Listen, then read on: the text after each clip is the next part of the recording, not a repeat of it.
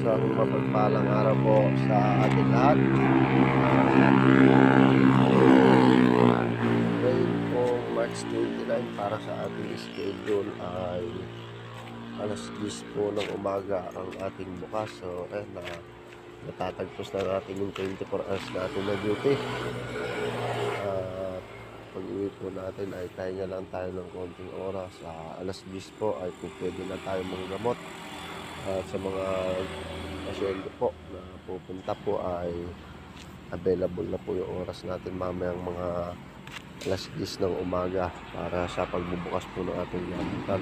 Pa-like, share, and follow po ng ating video. God bless po sa ating lahat. Wala naman po kayo nakaaway. Ano po yung mga nararamdaman niyo po? Yun lang. Parang pagpapon po. Alin po banda sumasakit po? Giniginaw. Ay, giniginaw po kayo yung konti nyo pa. Jesus name po, 3 beses. Pansinin niyo po yung mga daliri nyo, Napakalalo po ng isa, Kahit tignan niyo po. Tignan niyo po, diretso na lang po. Napakalayo po ng isa, Lalo na kahapon, nininigit. Basta tuwing hapon siya. Tignan niyo po, pagpapantay natin yan, Jesus name po, 3 beses. Tignan niyo po, tatay, kung ano resulta. Tignan niyo po, Mantay agad,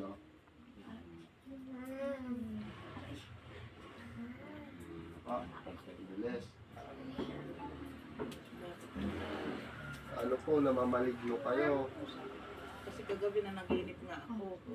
Meron daw palo, may lalaki, ayaw akong iwan. Ito po, pakita ko sa inyo, sa pag-check. Wala naman po kayo nakaaway. Ano po yung mga nararamdaman niyo po? Yun lang. Parang pagpapon po. Alin po banda sumasakit po? Giniginaw. Ay, giniginaw po kayo yung konti nyo pa. Jesus name po, 3 beses. Pansinin niyo po yung mga daliri nyo, Napakalalo po ng isa, Kahit tignan niyo po.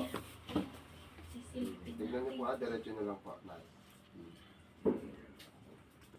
Napakalayo po ng isa, Lalo na kahapon, nininigit. Basta tuwing hapon siya. Tignan niyo po, pagpapantay natin yan, Jesus name po, 3 beses. Tignan niyo po, tatay, kung ano resulta.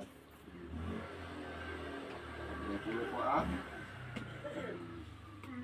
Mantay agad,